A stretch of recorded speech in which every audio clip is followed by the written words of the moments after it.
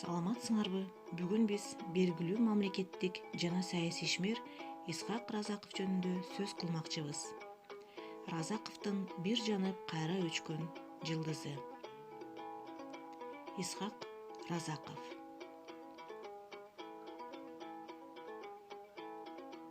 Мен таза болсом, сен таза болсоң, коом да таза болот. Бай жашоого болот, бирок өрнөктүү жашоо кыйын. Коом деген сен жана мен.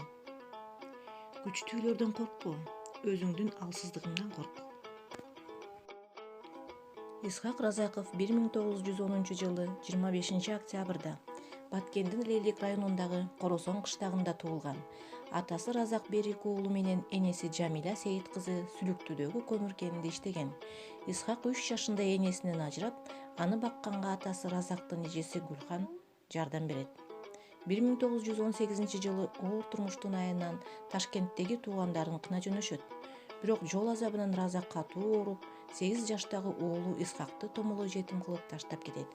Ошентип бала алгач Ходжент шаарындагы Ленинабад балдар үйүндө тарбияланат. Тың окуп, орус тилин өздөштүрөт. Тарбиячылар Исхактын зээндүүлүгүн, билимге ынтызарлыгын байкап, Ташкенттеги интернатка жөнөтүшөт.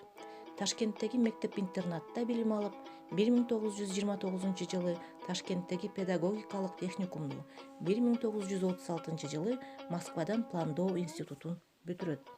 Исхак Разаков Ташкент, Москва шаарларында жогорку окуу жайларынан билим алган. Көп жыл бою Өзбекстанда мамлекеттик жооптуу кызматтарда иштеп такшалган.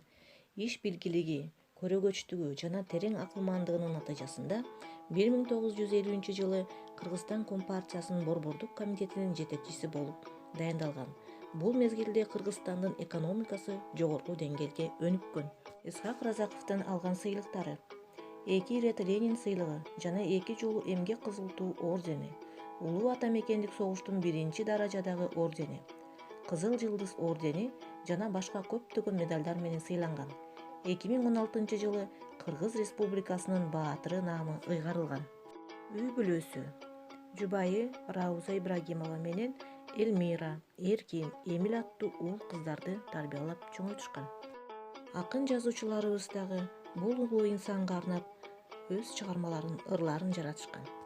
Разаков Исхактай кемеңгерди, кыргызга кең пейилдүү эген берди, пайдасы ада журтка тийип келди, акылы эле деле бийиктерди, акылы эле деле тереңдерди.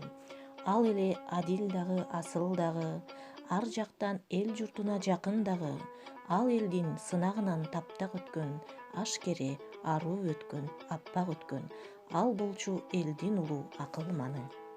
Исхак Разаков 1979 жылы 18 мартта Москвада каза тапкан.